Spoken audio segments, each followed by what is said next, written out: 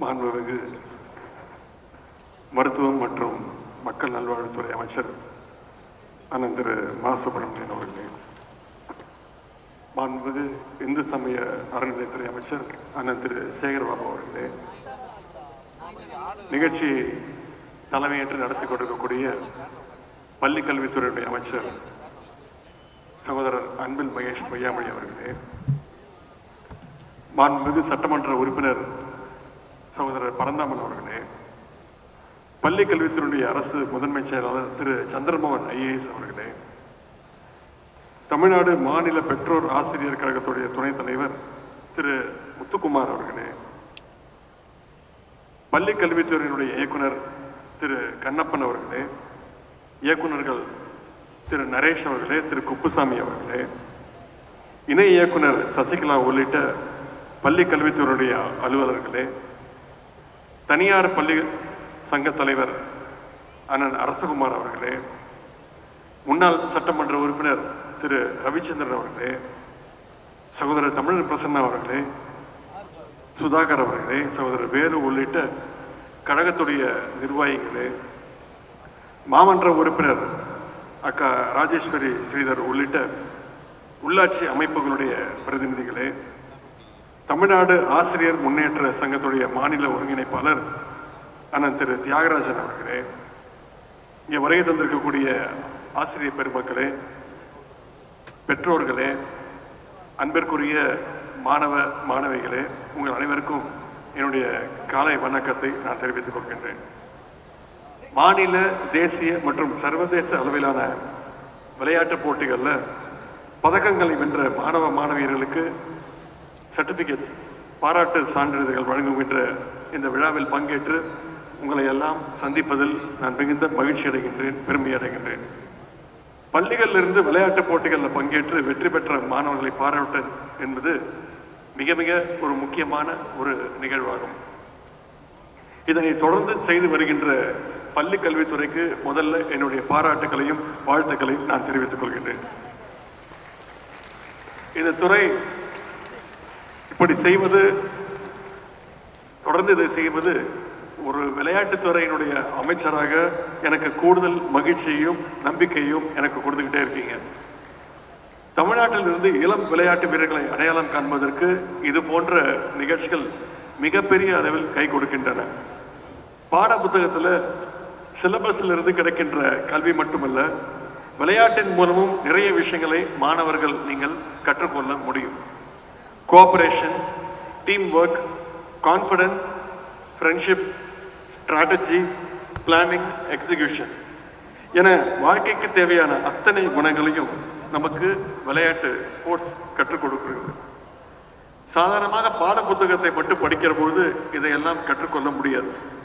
எனவே படிப்பிலும் விளையாட்டிலும் ஈடுபடக்கூடிய மாணவர்கள் நீங்கள் எப்பொழுதுமே தனி சிறப்போடு இருப்பீங்க. கல்வியிலும் கவனத்தும் செலுத்த வேண்டும், அதே நேரத்தில் விளையாட்டிலும் உங்களுடைய கவனம் இருக்க வேண்டும். விளையாட்டுன்னா தினமும் ஒரு குறிப்பிட்ட நேரத்தை ஒதுக்கி அந்த நேரத்தில் தவறாமல் நீங்கள் பயிற்சி செய்ய வேண்டும். எப்போவாச்சும் கிரவுண்டு பக்கம் தலை காட்டினா போதும்னு மட்டும் இருந்துடக்கூடாது. நீங்கள் தொடர்ந்து பயிற்சி செய்யும்பொழுது கொஞ்சம் கொஞ்சமாக உங்களுடைய திறமை உங்களை அறியாமலே அது கூடிக்கொண்டே போகும். நீங்கள் அடுத்தடுத்த உயரங்களை தொடுவதற்கு தொடர்ந்து நீங்கள் பிராக்டிஸ் செய்ய வேண்டும். மேன்மேலும் போட்டிகளில் அதிகமாக பங்கேற்க வேண்டும். விளையாட்டை பொறுத்த வரைக்கும் வெற்றி எவ்வளவு முக்கியமோ விடாமுயற்சியும் அதே அளவுக்கு முக்கியம். 1992 அப்போ நடந்த அந்த ஒலிம்பிக் கேம்ஸில் எத்தனையோ பேர் பதக்கங்களை வென்றிருப்பாங்க. ஆனால் 1992 ஒலிம்பிக்ஸ் அப்படின்னு சொன்னாலே ஒருத்தரோட பேர் நம்ம அத்தனை பேருக்குமே ஞாபகம் வரும்.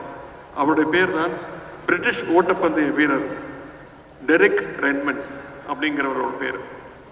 அவர் பதக்கம்லாம் வெல்லலை, ஆனால் அவரை ஏன் எல்லாருக்கும் தெரியுதுன்னா அந்த ஒலிம்பிக்கில் அவர் வெளிப்படுத்திய விடாமுயற்சி என்பதுதான் அதற்கு காரணம். அந்த ஒலிம்பிக்ஸில் 400 மீட்டர்ஸ் ஓட்டப்பந்தயத்தில் ஓடும்போது பாதி தூரத்தில் ஓடிட்டு இருக்கும் போதே அவருக்கு கடுமையான தசைப்பிடிப்பு, ஹாம்ஸ்ட்ரிங் மசில் கிராம்ப் ஆயிடுச்சு. அதனால அதுக்கு மேலே அவரால் ஓட முடியல. ஓட முடியாமல் இருந்தாலும் தன்னுடைய கால்களால் நொண்டிக்கொண்டே அந்த டார்கெட் வரைக்கும் போய் அவர் ரீச் பண்ண ட்ரை பண்ணார். அதை பார்த்து அவருடைய அப்பாவும் ஆடியன்ஸ்லேருந்து வெளில ஓடி வந்து தன்னுடைய மகனுக்கு கையை பிடிச்சிட்டு அவரும் ஓட ட்ரை பண்ணார் அந்த ரேஸில். அங்கே இருந்த பாதுகாவலர்கள் அவங்கள வந்து ட்ராக்கை விட்டு வெளியில் போகணும் அப்படின்னு சொன்னாங்க. அப்போ அவங்க அப்பாவும் பையனும் சொன்னாங்க, எங்களை விட்டுடுங்க, ட்ராக்கில் நாங்கள் ஓட வேண்டும், எங்களுடைய லட்சியம் வெற்றி பெற வேண்டும் என்பது மட்டுமல்ல, இலக்கை அடைந்து விட வேண்டும் என்பது. அப்படிதான் அவங்க சொன்னது, we don't want to win but we want to finish the race அப்படின்னு சொன்னாங்க. ரெட்மண்ட் கடைசி வரைக்கும் அந்த கடைசி கோடு வரை கொண்டு போய் சேர்த்தது அவங்களுடைய அப்பா. டெரிக் ரெட்மண்ட் இந்த விடாமுயற்சியை உறுதியை பார்த்து மைதானத்தில் இருந்த லட்சக்கணக்கான பார்வையர்கள் எழுந்து நின்று அவங்க 2 பேருக்குமே ஸ்டாண்டிங் ஓவேஷன் கொடுத்தாங்க. இதை நான் இங்கே எதுக்காக சொல்றேன்னா, வெற்றிகள் மட்டும்தான் வரலாற்று நிலைக்கும் என்று கிடையாது. சில நேரங்களில் விடாமுயற்சியும் வரலாற்று நிலைக்கும் என்பதற்கு டெரிக் ரெட்மண்ட் தான் மிகச்சிறந்த உதாரணம். ஆகவே என்ன இடையூறு வந்தாலும் உங்களுடைய விடாமுயற்சியை நீங்கள் தயவு செய்து கைவிட்டுறாதீங்க. உங்களுக்கு அனைத்து வகையிலும் துணை நிற்க நம்முடைய மாண்பு முதலமைச்சர் அவர்களும் நம்முடைய திராவிட மாடல் அரசும் நம்முடைய விளையாட்டுத்துறையும் இருக்கிறது. நானும் என்றைக்கும் உங்களுடைய குடும்பத்தில் ஒருத்தனாக, உங்களுடைய அண்ணனாக, உங்களுடைய எல்லா முயற்சிக்கும் துணை நிற்பேன். நீங்கள் வெளிநாடு வெளி மாநிலங்களுக்கு சென்று விளையாடுகின்ற பொழுது உங்களுக்காக உதவிட Tamil Nadu champions foundation, Tamil Nadu champions அறக்கட்டளை என்றைக்குமே உங்களுக்கு துணை நிற்கும். அதன் மூலம் நிதி உதவி மற்றும் விளையாட்டு உபகரணங்கள் வாங்குவதற்கு என்றைக்கும் உதவிகளை நாங்கள் தொடர்ந்து செய்து வருகின்றோம். ஆகவே நீங்கள் அத்தனை பேரும் சாம்பியன்ஸ் ஃபவுண்டேஷன், சாம்பியன்ஸ் அறக்கட்டளையை பயன்படுத்திக் கொள்ளுங்கள். இதற்காக தமிழ்நாடு சாம்பியன்ஸ் .stat.in என்கின்ற இணையதளத்தில், அந்த வெப்சைட்டில் நீங்கள் என்னைக்கு வேணாலும் அப்ளை பண்ணலாம். உங்களுக்கு உடனடியாக அந்த உதவிகள் செய்யப்படும். அதே மாதிரி இந்த ஆண்டு தமிழ்நாடு முதலமைச்சர் கோப்பை, தமிழ்நாடு சிஎம் ட்ரோஃபி ரெஜிஸ்ட்ரேஷன்ஸை தொடங்கி இருக்கின்றோம். கிட்டத்தட்ட பிரைஸ் மணி மட்டும் 36 கோடி ரூபாய் தமிழ்நாடு சிஎம் ட்ரோஃபி மூலமாக கொடுக்கப்படுகின்றது. அதிலையும் நீங்கள் கலந்து கொள்ள வேண்டும் என்று நான் கேட்டுக்கொள்கின்றேன். இறுதியாக ஒரே ஒரு விஷயம், பல நிகழ்ச்சிகளில் உங்ககிட்ட பல முறை நான் சொல்லியிருக்கின்றேன். அதாவது மாணவர்கள் சார்பாக டீச்சர்ஸ் கிட்ட ஒரே ஒரு கோரிக்கை தான், பிடி பீரியடு எந்த டீச்சரும் தயவு செய்து கடன் வாங்கி அதில் பாடம் நடத்தாதீங்க.